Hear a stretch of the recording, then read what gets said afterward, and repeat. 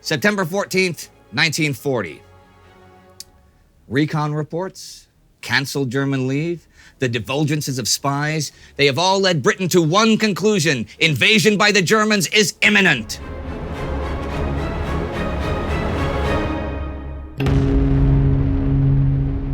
I'm Indy Neidell. This is World War II. Last week, the Battle of Britain continued, but moved on to yet another phase as the Germans began the Blitz, the targeting of London. The Chinese Communists continued their 100-regiment offensive, destroying Japanese infrastructure in northeast China, and Ion Antonescu took power in Romania.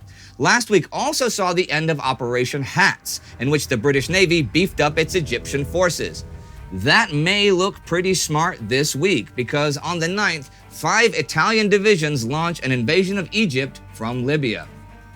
They advance to the border from their defensive positions, and on the 13th retake Fort Capuzzo and cross into Egypt. There they take the port of Sollum, and the British pull back.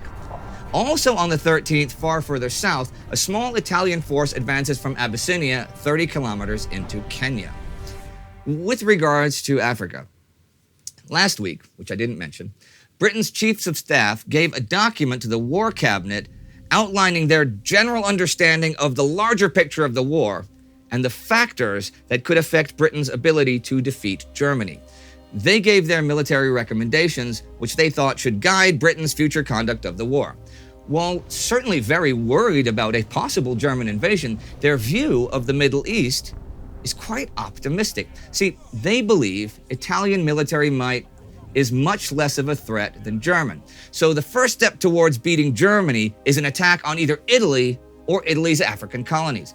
A victory in such an attack would be a strategic success of the first order. So operations against Italy should take priority and should begin as soon as possible. As to where this should happen, in East Africa, the Italian forces are a wasting asset, and although they may have temporary successes, their situation will be critical after June 1941, even if they exercise strict economy in the expenditure of their limited resources. The Duke of Aosta, who had commanded Italy's invasion of British Somaliland last month, is well aware of his situation in terms of resources and the difficulty of being resupplied. He figures he can only risk a move into Sudan if he's certain he'll be able to link up with Italian forces coming from the north. With his already dwindling stocks of transport and petrol, doing very little appeared the only real option open to him. He was now to limit himself to launching an anti-British propaganda campaign and closing up the approaches to the south and west of Italian-held territory. You may ask why the take your time attitude, but Italian high command thinks the war could be over in a matter of weeks once Germany launches an invasion of Britain. And after that, Italy can get military help from Germany in Africa. While the British chiefs of staff certainly are aware of that possibility, they believe the longer Italy waits, the better it is for Britain. They generally estimate that the Italians south of Sudan have around a year's ammunition, less than a year of food supplies, and maybe half a year or a bit more of fuel. If the British increase the scale of their attacks, then the Italians will just burn through that more quickly. So, it's this series of reports that give Archiwum, Britain's Middle East commander-in-chief, the authorization to kick his plans into gear. In fact, for the past few weeks, his forces have already been strengthened as a series of convoys has been bringing as many as 1,000 men per day to British Africa with supplies and vehicles. Still, look at the map, and you will see that his command is a vast area of land, and Wavell is still way outnumbered. But he is building an organization trained for and equipped for offensive operations.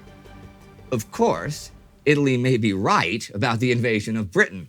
Britain was worried enough about it that back on the 7th they issued Cromwell, the code that says invasion is imminent. So this week begins with church bells ringing out danger. Home defense forces are in a state of immediate action, and everyone is confined to barracks.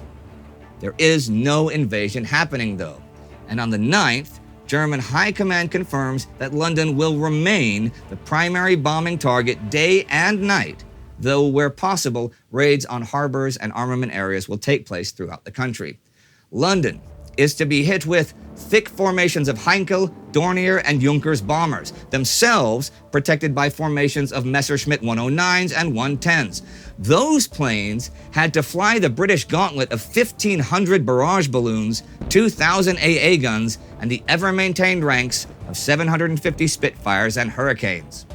For 10 days in mid-September, days of blue sky and brilliant sun remembered by all witnesses, the skies of southeast England were filled each morning by German raiders in hundreds, proceeding toward London to be intercepted by British fighters, rising to meet them and to disperse, sometimes to reform, sometimes not, as the battle engulfed them.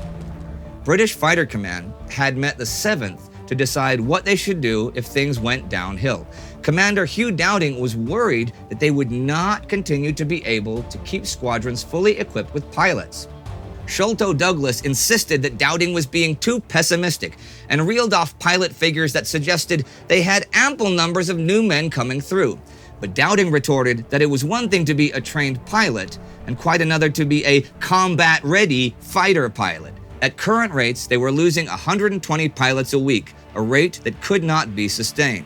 In fact, the training course had been cut to just 2 weeks, and new pilots were being sent out with as few as 10 hours flying in a Hurricane or Spitfire. And yet they were still quite effective. On the 9th, for example, 200 well-escorted bombers are intercepted by British fighters. A fierce battle follows, and many bombers must drop their bombs before they reach their targets. The RAF loses 19 planes, Germany 28th. On the 10th, German Invasion Day is set for September 24th. The 11th is a good day for the Germans. A big bombing raid makes it to London and also does serious damage to a Spitfire factory at Southampton. The RAF lose 25, Germany 29. Also, Buckingham Palace is hit by a bomb. None of the royals are hurt. And this is good PR for the British as well, since it gives the impression that the suffering is fairly shared. The 12th, the Luftwaffe goes after the docks in London, but also attacks Liverpool, Swansea, and Bristol. On the 14th, though, the invasion is postponed until the 27th, the last day of the month with tides suitable for invasion. Adolf Hitler decides the Luftwaffe needs 5 straight days of good weather to win in the skies, so he puts off his decision day until the 17th. This is a final date, because October 8th might be the only date when conditions will be suitable for the landing. This is dangerously near the winter for the exploitation stage of the invasion. There can almost certainly be no further postponement. Hitler tells his generals that day that the preconditions are not yet met for invasion. The bombing of London will continue. If 8 million inhabitants go crazy, that can lead to catastrophe. If we get good weather and can neutralize the enemy's air force, then even a small-scale invasion can work wonders. But how well is that neutralizing really going? British Prime Minister Winston Churchill says the 12th, there is no doubt that Herr Hitler is using up his fighter force at a very high rate, and that if he goes on for many more weeks, he will wear down and ruin the vital part of that air force. Well, this week, 1,419 British civilians are killed, 1,286 of them in London. The targeting of London is the new phase of that battle. And another battle enters a new phase this week, far to the east. Phase 2 of the Battle of 100 Regiments begins September 10th. The Chinese Communists were quite successful in Phase 1, destroying Japanese communication points and infrastructure, but they changed targets now. Now, they'll be attacking blockhouses and other strong points in the outlying contested areas. This is because the attacks on transportation have caused the Japanese to pull back detachments from outlying areas, so these are now tempting targets. The Chinese are so buoyed by their success so far that on the 10th, a directive is issued that calls for the full strength of the 8th Route Army and new 4th Army to all-out attack the enemy. In Shandong and central China, one or several well-planned, large-scale offensive actions should be launched against the enemy. In North China, offensive operations of the Battle of the 100 Regiments should be enlarged, extending them to many areas not yet attacked. This is a huge call to action, and we will soon see the results one way or the other. And here are some notes to end the week. On the 9th, Tel Aviv is bombed by the Italians, 137 die. The 10th, the Italian Air Corps is formed to join Germany in the Battle of Britain. During this week and for part of the next, Italy beefs up its forces in Albania by 40,000 men. It looks like an attack on Greece is a possibility. On the 14th, the National Legionary State is formed in Romania. Conducator Ion Antonescu partners with Horia Sima and the Iron Guard to form a totalitarian state. There are some clashes between them from the beginning though, at first over economics because former King Carol apparently took a big chunk of the national treasury with him when he went into exile. And a busy week ends with a new invasion in Africa, a new phase in China, ever more attacks on London, and postponement, again, of a German invasion of Britain. It is interesting to look at who is optimistic this week. The Chinese communists, who are doing just their first big offensive of the war, a full 3 years after the Japanese invaded, are super optimistic about its prospects. The British High Command, in the face of a German invasion, are pretty optimistic about how they'll beat Germany by winning first in Africa. Well, I don't know how things will work out for either of them. And let's face it, so far this war, they have only lost and lost, but I find their optimism somewhat refreshing. That after all the setbacks, there is still a bright side. And we haven't seen a whole lot of that so far this war, that the defenders see a bright side. That's new.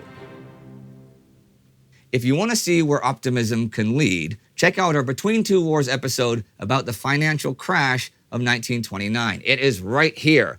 Our TimeGhost Army member of the week is Daniel Leboeuf. It is his support, and that of many others of you, which keeps us optimistic. So please join the TimeGhost Army at timeghost.tv or patreon.com. Subscribe, click the bell. See you next time.